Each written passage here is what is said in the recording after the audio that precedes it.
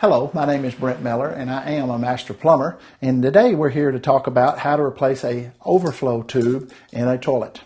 That's what I have right here. I have a new one, and you can buy these at your local hardware store, and they're typically only about $6, maybe up to $8 depending on the brand, and they make different kinds. But they all look generally the same, and here's what I have, a new one right here in my hand. And what you're going to want to do is you'll want to drain all the water from your water closet, which is the tank right behind your in the back of your toilet. You want to get all the water best you can, and how you get most of it out is just turn off the water and then flush the toilet. Most of it will go out, but there'll still be a little bit down in the bottom, and you can either take a rag or a paper towel or something and soak up what you can.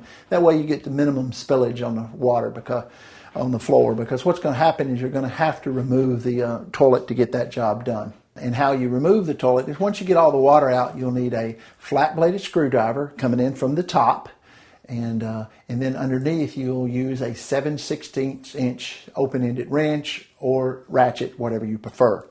And then once you remove both bolts, then remove the supply line, which is over to the left, you will be able to remove the water closet off the back.